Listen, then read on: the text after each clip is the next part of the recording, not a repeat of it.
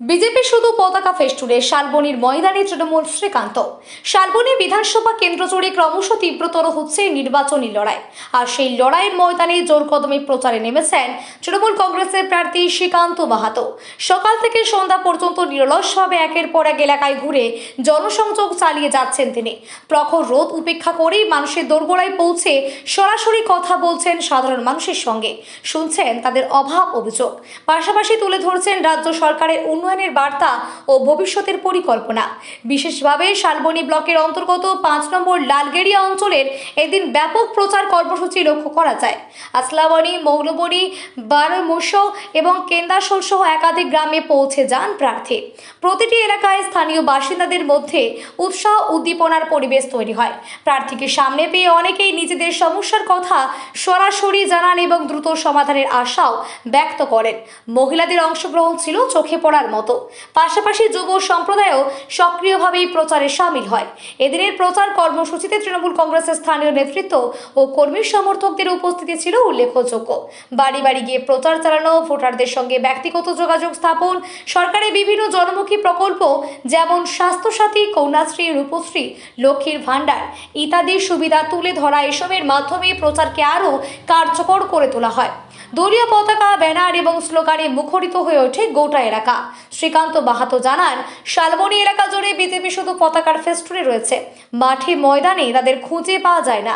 আমরা শুধু ভোট নয়, সারা বছরই মানুষের পাশে শব্দ নেই, ভাব জনসংযোগে থাকে। সাধারণ মানুষের উদ্দীপনা যা রয়েছে তাতে তৃণমূল কংগ্রেস বিপুল ভোটে জয়লাভ করবে।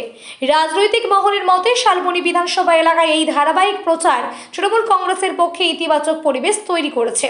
প্রতিদিনের এই নিবিড় জনসংযোগ কর্মসূচির ফলে সাধারণ মানুষের সঙ্গে প্রার্থীর দূরত্ব কমছে এবং তার নির্বাচনের ফলাফলেও প্রভাব ফেলতে পারে বলে মনে করছেন অনেকে। সব মিলিয়ে শালবনীতে তৃণমূল কংগ্রেসের প্রচার যে এখন তুঙ্গে তার বলার।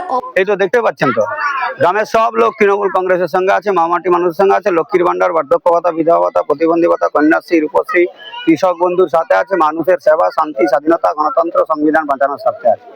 আর বিজেপিকে তাড়াতে হবে, বাংলা বাঙালিকে বাঁচাতে হবে, দেশকে বাঁচাতে হবে। বিরোধীরা অভিযোগ করছে যে এখানে তারাই কিন্তু যে সন্ত্রাস চলছে সেই সন্ত্রাস থেকে শান্তি প্রতিষ্ঠা করবে।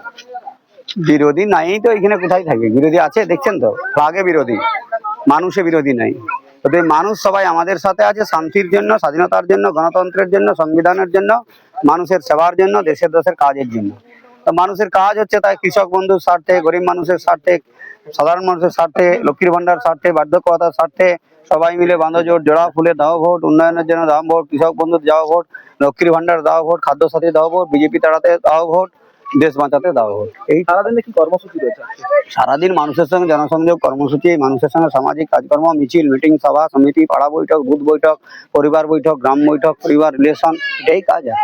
কত ভোটে বিরোধিতার আশা করছে মানুষ 50,000।